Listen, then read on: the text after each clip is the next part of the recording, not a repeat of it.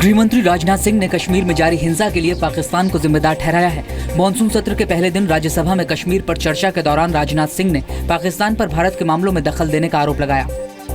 मैं यह मानता हूं उपसभापति महोदय, जो कुछ भी हो रहा है वो पूरी तरह से पाक स्पॉन्सर है। पाक स्पॉन्सर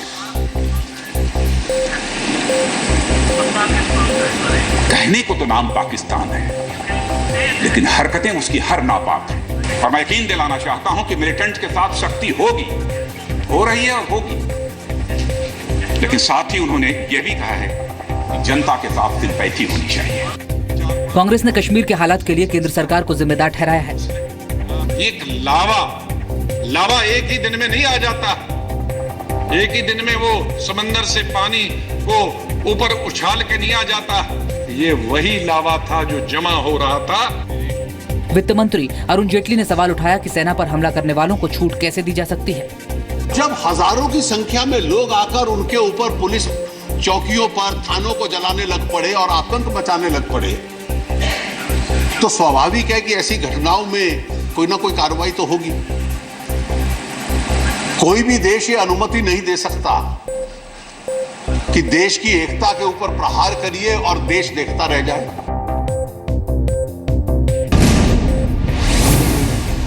8 जुलाई को एनकाउंटर में हिजबुल के आतंकी बुरहान वानी के मारे जाने के बाद कश्मीर में हिंसा में अब तक 33 स्थानीय लोगों की मौत हो चुकी है। कश्मीर के 10 जिलों में लगातार 10वें दिन कर्फ्यू जारी है। पुलवामा में पीडीपी के विधायक मोहम्मद खलील बंद पत्थरबाजों के हमले में जख्मी हो गए। पुलिस के मुताबिक सोपोर, कुपवाड़ा, बारामूला में आज सुरक्षा बलों और प्रदर्शनकारियों के बीच हिंसक झड़प में कम से कम 5 लोग जख्मी हो गए। कश्मीर में स्कूल कॉलेजों की गर्मियों की छुट्टियां 24 जुलाई तक के लिए बढ़ा दी गई है। इस बीच घाटी में मोबाइल इंटरनेट सर्विस पर रोक बरकरार है। अलगाववादियों ने घाटी में अपना बंद 22 जुलाई तक के लिए बढ़ा दिया है। प्रधानमंत्री नरेंद्र मोदी ने जीएसटी पर सभी दलों को साथ लेकर चलने का भरोसा दिया है। पीएम मोदी ने कहा कि देश विकास चाहता है। पीएम मोदी ने सभी दलों से मॉनसून सत्र को सुचारू रूप से चलने देने की अपील की है। देश को एक नई गति देने के लिए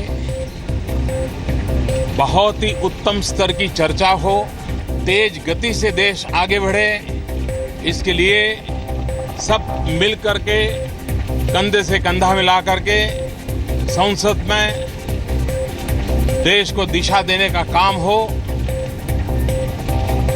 मुझे विश्वास है कि सभी दल पिछले कई दिनों से सबसे अलग अलग बात भी हो रही है, सामूहिक बात भी हो रही है, और उससे यही भाव प्रकट हो रहा है कि हर किसी का मूड अच्छे से अच्छे निर्णय करने का है, तेज गति से देश को आगे बढ़ने का है। संसद का मॉनसून सत्र आज से शुरू हो गया। सरकार के सामने जीएसटी समेत कुल 56 बिलों को पास कराने की चुनौती है। सरकार ने मॉनसून सत्र में 16 बिल पारित करने का प्रस्ताव रखा है। इनमें अध्यादेशों की जगह लेने वाले 3 विधेयक भी शामिल हैं। संसद का ये मॉनसून सत्र 12 अगस्त तक चलेगा। पूर्व क्रिकेटर और बीजेपी नेता नवजोत सिंह सिद्धू ने राज्यसभा की सदस्यता से इस्तीफा दे दिया। बीजेपी ने इसी साल अप्रैल में सिद्धू को राज्यसभा सांसद बनाया था। इस्तीफा देने के बाद सिद्धू ने कहा, प्रधानमंत्री मोदी के कहने पर पंजाब के हित में मैंने राज्यसभा सदस्यता स्वीकार की थी, लेकिन उसके बाद मुझे लगा कि पंजाब की भलाई के लिए मेरे सारे रास्ते बंद हो चुके थे। सही और गलत के बीच मैं तटस्थ नहीं रह सकता। सही और गलत के बीच मुझे चुनाव करना था। मैं अब बोझ नहीं उठाना चाहता था। खबर है कि सिद्धू आम आदमी पार्टी में शामिल हो सकते हैं। मुझे लगता है कि एक बेहतर पंजाब बनाने के लिए, एक खुशहाल पंजाब बनाने के लिए, देश का नंबर 1 का पंजाब बनाने के लिए आज अच्छी शक्तियां एकजुट हो रही हैं, और ये पंजाब की राजनीति के लिए, पंजाब के लोगों के लिए बहुत अच्छा संकेत है। अकाली दल का कहना है कि सिद्धू के जाने से गठबंधन पर असर नहीं पड़ेगा। डेमोक्रेसी बहुत मजबूत है इस देश की, इसलिए उसको कोई खास नुकसान होने वाला नहीं है। आम आदमी पार्टी में जाने की चर्चा है उनकी मर्जी है, जहाँ मर्जी जाए। फैसला आम आदमी करेंगे कि किसको वो नेता मानते हैं। एएपी के घोषणा पत्र पर स्वर्ण मंदिर के साथ झाड़ू की तस्वीर पर विवाद के बाद केजरीवाल आज स्वर्ण मंदिर में माफी मांगने गए। केजरीवाल ने आज लंगरों के बर्तनों की सफाई की, लेकिन धुले हुए बर्तनों को दोबारा धोने और तस्वीर खिंचवाने को लेकर विवाद में फंस गए। बीजेपी, अकाली दल और कांग्रेस ने केजरीवाल की इस सेवा को सियासी स्टंट बताया है। कि जाके जो जूठे बर्तन छोड़िए, साफ सुथरी थाली को पानी मार के निकल गए, गुरु घर में जाके वहाँ पे भी ढोंग रच रहे हैं, तो ऐसे इंसान को तो गुरु ही खुद जवाब देंगे, पंजाब की जनता तो देगी ही। दुष्प्रचार करके कि हमने धोए हुए बर्तनों को पुनः धोकर हमने अपना मन साफ कर लिया है, तो इससे उसकी कलुषता जाती नहीं। अरविंद केजरीवाल अलग अलग नाटक कर पंजाब के लोगों को उनका मन बहलाना चाहते हैं। अब 6 महीने आप उनको बर्दाश्त कर लो, फिर देखिए। मंगलुरु में डीसीपी खुदकुशी मामले में कर्नाटक के बेंगलुरु शहर विकास मंत्री केजे जॉर्ज के खिलाफ एफआईआर दर्ज की गई है। निचली अदालत के आदेश पर जॉर्ज समेत 3 लोगों के खिलाफ केस दर्ज हुआ है। सभी पर डीएसपी को आत्महत्या के लिए उकसाने का आरोप है। एफआईआर दर्ज होने के फौरन बाद जॉर्ज ने मंत्री पद से इस्तीफा दे दिया, जिसे राज्यपाल ने स्वीकार कर लिया है। If somebody is putting an allegation against, I wanted to come clean. That's why now the court, as per the court direction is there, I am submitting. 7 जुलाई को डीएसपी एमके गणपति ने अपने पैतृक जिले मंगलुरु में खुदकुशी कर ली थी।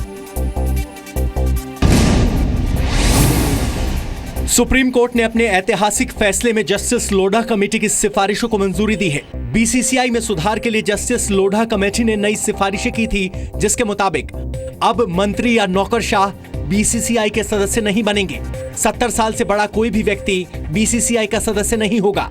बीसीसीआई के चुनाव में हर राज्य का 1 वोट होगा। महाराष्ट्र के 3 क्रिकेट एसोसिएशन रोटेशन के तहत वोट करेंगे। विज्ञापन पॉलिसी में सुधार का जिम्मा बीसीसीआई का होगा। साथ ही बीसीसीआई को आरटीआई के दायरे में लाने का फैसला संसद को करना होगा। सट्टेबाजी से जुड़े मामलों का फैसला संसद पर छोड़ा गया है। 6 महीने के अंदर इन सिफारिशों को लागू करना होगा।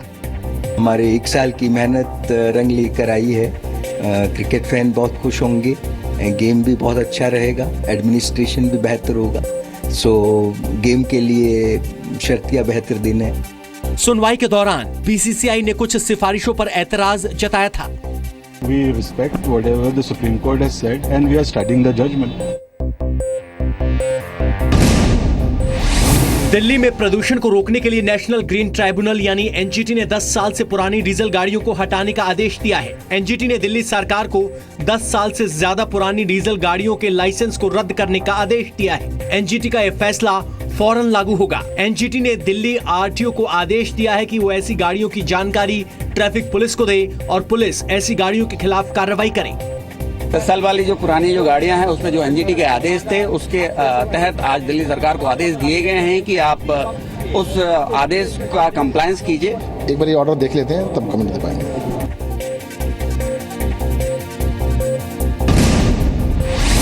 फिल्म अभिनेता सलमान खान और संगीतकार AR रहमान ने आज रियो ओलंपिक के लिए जा रहे भारतीय खिलाड़ियों को सम्मानित किया। जा रहे हो सबके सब। जितना लेट आ सकते हो उतना लेट आओ बस।